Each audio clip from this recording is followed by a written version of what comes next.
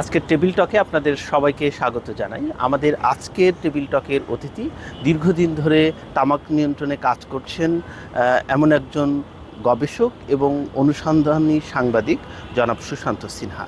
উনি ৭১ টেলিভিশনে দীর্ঘদিন ধরে কাজ করছেন এবং তামাক নিয়ন্ত্রণের গবেষণায় অনেকদিন ধরে কাজ করছে। তার এই গবেষণা এবং অনুসন্ধানী রিপোর্টের কারণে বাংলাদেশের তামাক নিয়ন্ত্রণ ক্ষেত্রে গুরুত্বপূর্ণ কিছু পরিবর্তন এসেছে। আজকে আমরা তার সেই অভিজ্ঞতার কথা শুনব। আজকে টেবিল টকে আপনাকে অসংখ্য ধন্যবাদ। প্রথমে আপনাকে যে প্রশ্নটি করতে চাই, প্রতি বছর বাজেট ঘোষণার আগে তামাক কোম্পানি বিভিন্ন চোরাচালানের মিথ প্রচার করে। আপনি দীর্ঘদিন ধরে এই বিষয়ে গবেষণা করছেন, এই চোরাচালান মিথের আসলে বাস্তবতা কত? আমার ১০ বছরের যে তামাকের যে কর নিয়ে, বিশেষ করে তামাক কোম্পানির কূটকৌশল নিয়ে কাজের অভিজ্ঞতা থেকে আমি দেখেছি যে ঠিক তামাক কোম্পানির রেভিনিউ বাড়ালে এই মিথটাকে তারা সামনে আনে যে চোরাচালান বেড়ে যাবে। আমি প্রথমে এর আগে বলেছি যে চোরাচালান হওয়ার কোনো সুযোগ নেই, কারণ বিশ্বের সবচেয়ে দাম ভারত, পাকিস্তান, যেমন শ্রীলঙ্কায় এক প্যাকেট গোল্ড লিফের দাম হচ্ছে বাংলাদেশি টাকায় ১২০০ টাকা, ওদের টাকায় সেটা ৩০০০ টাকা। তাহলে ১২০০ টাকার এক প্যাকেট গোল্ড লিফ সিগারেট বাংলাদেশে এনে কে ২৮০ টাকায় বিক্রি করবে? কে খাবে বলেন? অর্থনীতির সাধারণ নিয়মে কিন্তু চোরাচালান হওয়ার সুযোগ নেই। হ্যাঁ, তারপরে চোরাচালানের কথা আমরা শুনি কিভাবে হয়, সেটা অনেক সময় বিভিন্নভাবে সিগারেটগুলো আনা হয় এবং এগুলোর সাথেও কিন্তু তামাক কোম্পানি এক ধরনের যোগসাজশ থাকে। এটা গোটা বিশ্বব্যাপী আমরা এটা দেখেছি। আমি গত জানুয়ারি মাসে বলেছিলাম যে এবার যেহেতু এনবিআর একটা ৯ জানুয়ারিতে একটা বৈপ্লবিক কাজ করেছে সিগারেটের নিম্ন স্তরের ট্যাক্সটাকে বাড়িয়ে দেওয়ার জন্য এবং সেটা উপরে ৩ স্তরের সমান করে ফেলার জন্য যে কাজটা করেছে, সেটার জন্য স্যালুট জানাই এনবিআরকে। সেখানে খুব পরিষ্কার করে আমি বলেছিলাম যে এইবার স্বাভাবিকভাবে, এটা আমি জানুয়ারি মাসের ১৫ তারিখেই বলেছিলাম, ৯ তারিখে বাড়ানোর পরে, যে এবার যেটা হবে তামাক কোম্পানি খুবই সামনে আনবে যে চোরাচালান বেড়ে গেছে। আরেকটা কাজ করবে, তারা সিগারেটের প্রোডাকশনটা কমিয়ে দেবে। আপনি নিশ্চিত থাকেন এবার দেখবেন যে বহুজাতিক cigarette company, British American tobacco, Japan tobacco, তাদের যে প্রোডাকশনটা তারা মার্কেটে 82% নিয়ন্ত্রণ করে ব্রিটিশ আমেরিকান টোবাকো, 10% করে জাপান টোবাকো। তার মানে 92% সিগারেটের প্রোডাকশনকারী এই দুই মাল্টিন্যাশনাল কোম্পানি এবার দেখবেন তাদের নিম্ন স্তরের সিগারেটের প্রোডাকশন অর্ধেকেরও কমে নামিয়ে দিতে পারে। তাহলে এক বছরে তাদের যে তাতে হয়তো ব্যবসা একটু কমবে, কিন্তু তাতে করে যেটা হবে, তাদের নিজের নাক কেটে অন্যের যাত্রাভঙ্গ করার মতো এনবিআরকে তারা একভাবে দেখে নেওয়ার মতো বা শিক্ষা দেওয়ার চেষ্টা করবে বা ভয় দেখানোর চেষ্টা করবে যে দেখো তুমি ট্যাক্স বাড়িয়েছো, নিম্ন স্তরে বাজারে খাওয়া কমে গেছে, সুতরাং এটা নিশ্চয়ই ইলিসিট ট্রেড দিয়ে কিন্তু লোকে সিগারেট খাচ্ছে। এই কথাটা আমি ১৫ জানুয়ারি বলেছিলাম, আমাদের উপদেষ্টা মহোদয় সহ এনবিআরের কর্মকর্তাদের সামনেই বলেছি।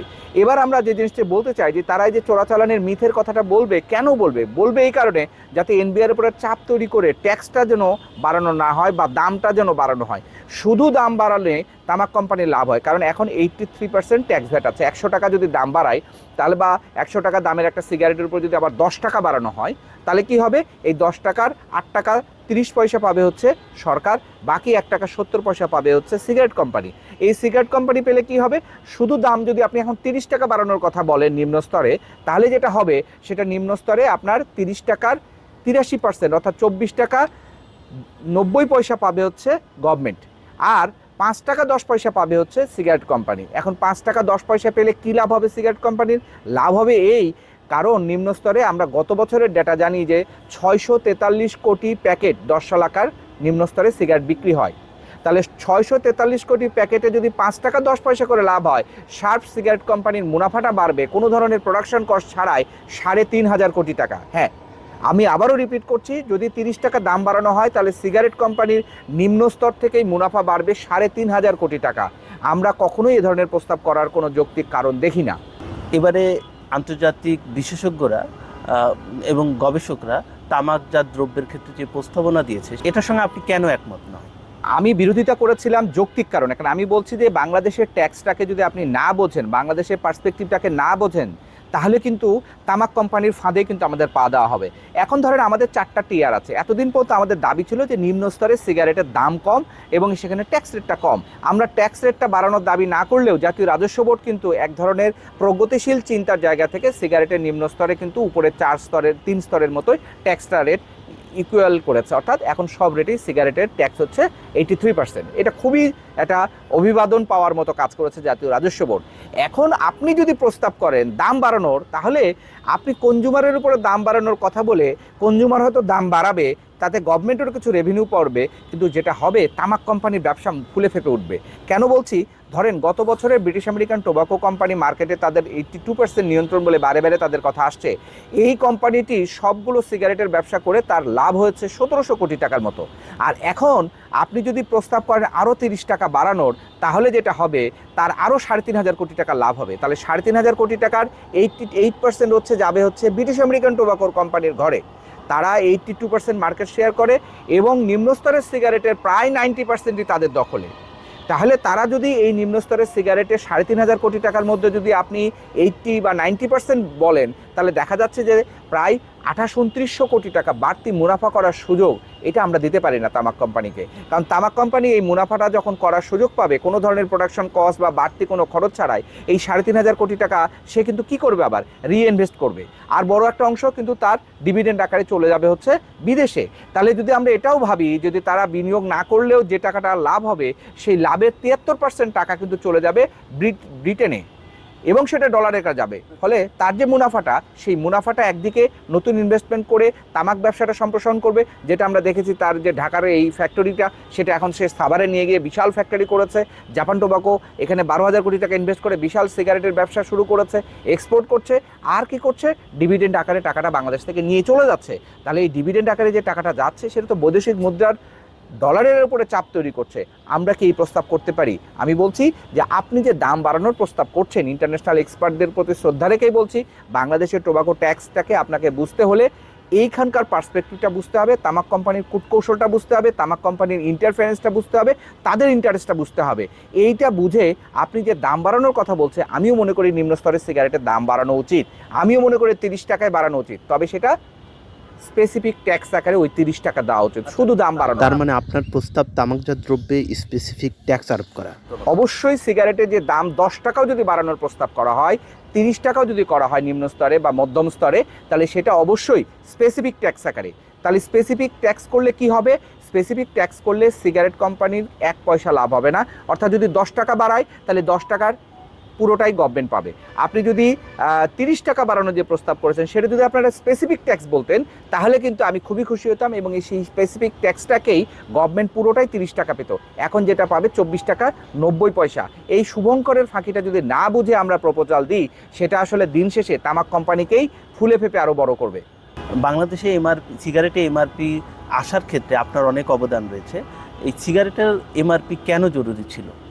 এমআরপিটা আমি খুবই খুশি যে আমি আমার টেলিভিশন সাংবাদিকতার পাশাপাশি, এই 16 বছরের সাংবাদিকতার পাশাপাশি গেল 10 বছর ধরে আমি তামাকের জনস্বাস্থ্য রক্ষার জন্য তামাকের ব্যবহার নিয়ন্ত্রণ এবং তামাকের যে কর নিয়ে যে জালিয়াতি আছে, কর নিয়ে কোম্পানির কূটকৌশল, কোম্পানির ইন্টারফিয়ারেন্স নিয়ে কাজ করার সুযোগ হয়েছে। এবং সেখানে আমি দেখেছি যে বাংলাদেশে তামাক কোম্পানিগুলো, মূলত সিগারেট কোম্পানিগুলো, তারা এক ধরনের শুভঙ্করের ফাঁকি তৈরি করে রেখেছে। সেই ফাঁকিটা কি, এমআরপি অর্থাৎ ম্যাক্সিমাম রিটেল প্রাইস, দুনিয়া জোড়া প্যাকেটের গায়ে সর্বশেষ যে প্রাইসটা থাকবে সেটা এমআরপি, এবং এমআরপিটা হচ্ছে কনজিউমারের প্রাইস। অর্থাৎ আমি যদি সিগারেটটা কিনতে চাই, তাহলে আমি ওই টাকায় কিনবো যেটা গায়ে এমআরপি লিখে থাকবে। কিন্তু সিগারেট কোম্পানিরা এতদিন পর্যন্ত, তারা multinational company British American tobacco এত কমপ্লায়েন্সের কথা বলে বাংলাদেশে আইনে থাকার পরেও তারা আইনটাকে ভেঙে, আইনটাকে লঙ্ঘন করে তারা এমআরপির জায়গায় লিখতো retail price, maximum retail price না লিখে রিটেল প্রাইস লিখতো।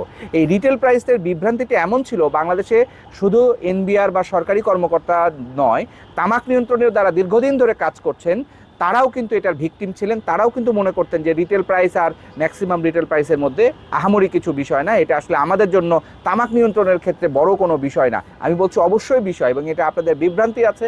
সেই বিভ্রান্তিটা কি, সেটা হচ্ছে ম্যাক্সিমাম রিটেল প্রাইস যখন আপনি লিখবেন, তখন কিন্তু কনজিউমার ওই প্রাইসে কিনবে। এখন এর বাইরে যখন কোনো প্রোডাক্ট আপনি বিক্রি হবে যে কোনো দামে, সেটার কিন্তু গভর্নমেন্ট কোনো ট্যাক্স ভ্যাট পাবে না, যেহেতু এটা ট্যাক্সেবল প্রোডাক্ট। সুতরাং ট্যাক্সেবল প্রোডাক্টে এমআরপির বাইরে বিক্রি করার কোনো সুযোগ নেই। সেইটা কিন্তু আমি যখন এমআরপি নিয়ে অনেকগুলো নিউজ করলাম, এবং সেই নিউজের ক্ষেত্রে 2022 সালে আমি করেছিলাম 7 এপ্রিল এই স্টোরিটা, সেখানে বিআর, বাংলাদেশের যে ঢাকা বিশ্ববিদ্যালয় ব্যুরো অফ ইকোনমিক্স, তাদের একটা গবেষণার তথ্যটাকে সঙ্গে নিয়ে আমি যখন বাজার যাচাই করে এই স্টোরিটা করেছিলাম, সেখানে দেখা যাচ্ছে জাতীয় রাজস্ব বোর্ড এটা আমলে নিয়েছিল, এবং আমার প্রতিবেদন ছিল যে প্রতিদিন এমআরপি না থাকার কারণে 20 কোটি টাকা জনগণের কাছ থেকে বাড়তি নিচ্ছে সিগারেট কোম্পানিগুলো। তাহলে মাসে সেটা কি হয়, মাসে 60 কোটি, বছরে 7,000 কোটি। এই 7,000 কোটি টাকার গড়ে 5,500 কোটি টাকা কিন্তু এনবিআর এর রাজস্ব পাওয়ার কথা, যেটা তারা ফাঁকি দিচ্ছে। এই সংবাদ করবার পরে জাতীয় রাজস্ব বোর্ডের এলটিইউ তারা তদন্ত করে হুবহু তারা প্রমাণ পায় যে 20 কোটি টাকা প্রতিদিন সিগারেট কোম্পানিগুলো বাড়তি নিচ্ছে এমআরপি না থাকার ফলে, এবং তারা তখন সুপারিশ করে জাতীয় রাজস্ব বোর্ডের কাছে এবং এমআরপিটা নিশ্চিত করার জন্য। পরবর্তীতে জাতীয় রাজস্ব বোর্ড যে বাজেট অধিবেশন হয় সেখানে বাজেটের প্রস্তাবে তারা এমআরপিটা যুক্ত করে এবং সেটা বাধ্যতামূলকভাবে সেটা জারি করা হয়। আগেও কিন্তু ছিল, কিন্তু তামাক কোম্পানি, ওই যে বললাম, কূটকৌশলটা বুঝতে হবে। এসআরওর সমস্ত জায়গায়, আইনের সমস্ত জায়গায় এমআরপি বলা আছে, এক জায়গায় শুধু সর্বোচ্চ খুচরা মূল্য জায়গায় সর্বোচ্চটা লিখে নি, ওই যে খুচরা মূল্য বলেছে ওইটাই তারা ব্যবহার করতো। এবং আমি অত্যন্ত আনন্দিত যে জাতীয় রাজস্ব বোর্ডের সাবেক চেয়ারম্যান রহমতুল মুনিম, জাকিয়া সুলতানা, তারা একটা উদ্যোগ নিয়েছেন। পরবর্তীতে আমি এই নিউজ করে শেষ করিনি, আমি লেগেছিলাম কয়েকটা বৈঠকে, প্রাকবাজেট বৈঠকে আমি তাদেরকে জিজ্ঞেস করেছিলাম এবং তারা বলেছিলেন এমআরপি বাধ্যতামূলক। এখন এমআরপিটা জারি হয়েছে, সমস্যা হলো এমআরপিটা এখনও সিগারেট কোম্পানির গায়ে লিখলেও দোকানে তারা এমআরপির চেয়ে বেশি দামে বিক্রি করছে এবং সেই বিক্রি প্রক্রিয়াতে জাতীয় রাজস্ব বোর্ডের একটা উদ্যোগ নেওয়া উচিত এবং তারা নেবে বলেছে। এখানে শুধু জাতীয় রাজস্ব বোর্ডের একটা সীমাবদ্ধতা আমাদের মানতে হবে, কারণ তারা নানাবিধ কাজের মধ্যে থাকেন, রাজস্ব আদায়ের চাপে আছেন, তারা সবসময় থাকেন। এই রাজস্ব আদায় প্রক্রিয়াটাকে স্মুথ করবার জন্য সরকারের সুনির্দিষ্টভাবে ভোক্তা সংরক্ষণ অধিদপ্তর আছে, তারা কিন্তু ডাব নিয়ে, তরমুজ নিয়ে, পটল নিয়ে, আলু নিয়ে, চিনি নিয়ে সব কিছুতে অভিযান চালায়। কিন্তু রহস্যজনকভাবে গেল 5 বছরে 7 বছরে আমি একদিনও দেখিনি ভোক্তার সাবেক মহাপরিচালক যিনি ছিলেন শফিকুজ্জামান, তিনি মিডিয়াতে অনেক কাভারেজ দিয়েছেন, অনেক কিছু করেছেন, কিন্তু সিগারেট নিয়ে অভিযান করেননি। ফলে যেটা হয়েছে, সিগারেট কোম্পানিগুলো বিরামহীনভাবে লুটপাটটা করতে পেরেছে এবং একভাবে বাংলাদেশের সবাই মনে করতো যে এমআরপিটা আসলে কিছু যায় আসে না, এবার বেশি দামে বিক্রি হবে সিগারেট, এটাই যেন নিয়ম। আমি মনে করি যে ভোক্তা সংরক্ষণ অধিদপ্তরের নতুন যে ডিজি মহোদয় এসেছেন তার নেতৃত্বে একটি কাজ শুরু হয়েছে। ইতিমধ্যে বিএটি এবং স্বপ্নকে জরিমানা করা হয়েছে, আগামী দিনে এটা আরও বাড়বে। আপনার কাছে আমার শেষ প্রশ্ন, বিএটিবি বিভিন্ন জায়গায় অবৈধভাবে ব্যবসা পরিচালনা করে আসছে বলে আপনার প্রতিবেদনে উঠে এসেছে, তাদের বর্তমান পরিস্থিতি আসলে কেমন? খুবই দুঃখজনক দিক এটা। তারা কমপ্লায়েন্সের কথা বলছে, ওয়ার্ল্ডের সবচেয়ে বড় মাল্টিন্যাশনাল কোম্পানিগুলোর একটি বলে তাদের দাবি করে। এই সিগারেট কোম্পানিটি কুষ্টিয়াতে আমি যখন তথ্য পাই, তারা তাদের যে ওখানে জিএলটি কারখানা আছে, তার বাইরে আরও 11টির মতো কারখানা আছে যেগুলোকে বিভিন্নভাবে নাম দিয়ে ডিপো বলে পড়ে, সেখানে 700, 800, 1000 শ্রমিক কাজ করে। এই কারখানাগুলো কোনো রেজিস্ট্রেশন নাই, সরকারের কোনো ধরনের অনুমোদন ছাড়া আপনি কারখানা পরিচালনা করছেন। এটা একটা মাল্টিন্যাশনাল কোম্পানি, এটা তো আমি ওই জন্য বলি যে এমএনসি, মাল্টিন্যাশনাল কোম্পানি না বলে এমএনএস, অর্থাৎ মাল্টিন্যাশনাল শপ, একটা দোকান। এই মাল্টিন্যাশনাল দোকান কেন বলছি, কারণ এই কোম্পানিগুলো যখন লাইসেন্স ছিল না, গত নভেম্বরে যখন আমি এই প্রতিবেদনটি তুলে ধরি, এবং সেখানে শ্রম অধিকার লঙ্ঘন হচ্ছে, পদে পদে শ্রমিকদের বঞ্চিত করা হচ্ছে, শ্রমিকদেরকে বাদ দেওয়া হচ্ছে, মৌসুমি শ্রমিকদের কথা বলে সেখানে শ্রমিকদের ছাঁটাই করা হচ্ছে, পুরনো যে শ্রমিকদের কথায় কথায় ছাঁটাই করা হচ্ছে তাদেরকে মামলা দিয়ে জর্জরিত করে টাকা পয়সা দেওয়া হচ্ছে না, এগুলো নিয়ে একদম প্রতিবেদন করি, তখন কিন্তু শ্রম অধিদপ্তর থেকে তাদেরকে লাইসেন্স নেওয়ার তাগাদা দেয়। তখন তারা যে লাইসেন্সের আবেদন করে তারা দোকান হিসাবে করে।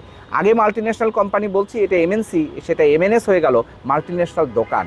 তাহলে একটা দোকানের মধ্যে হেলিপ্যাড আছে, 5 স্টার হোটেল আছে, আপনার সুইমিং পুল আছে, মিরপুর লিফ ডিপোর কথা আমি বলছি, এগুলোকে ডিপো নাম দিয়ে তারা আরেকটা জালিয়াতি করলো। এতদিন অন্যায় করেছে যে তারা সরকারের যে কলকারখানা অধিদপ্তরের অনুমোদন না নিয়ে পরিচালনা করছে, এখন যখন লাইসেন্স দিল তখন তারা দোকান হিসাবে, এবং এটাকে কুষ্টিয়ার যে শ্রম অধিদপ্তর এই কারখানাগুলোর বিরুদ্ধে ব্যবস্থা নেওয়ার জন্য যে কর্মকর্তারা উদ্যোগ নিলেন এবং তাদের বিরুদ্ধে মামলা করার প্রস্তুতি নিলেন, ঠিক সেই মুহূর্তে ঢাকার শ্রম মন্ত্রণালয় এবং শ্রম অধিদপ্তরের কর্মকর্তারা একভাবে প্রেসার করে ওই সমস্ত কুষ্টিয়ার কর্মকর্তাকে, ছোট কর্মকর্তাকে বাধ্য করেছে বিএটিকে এই দোকানের লাইসেন্স দিতে।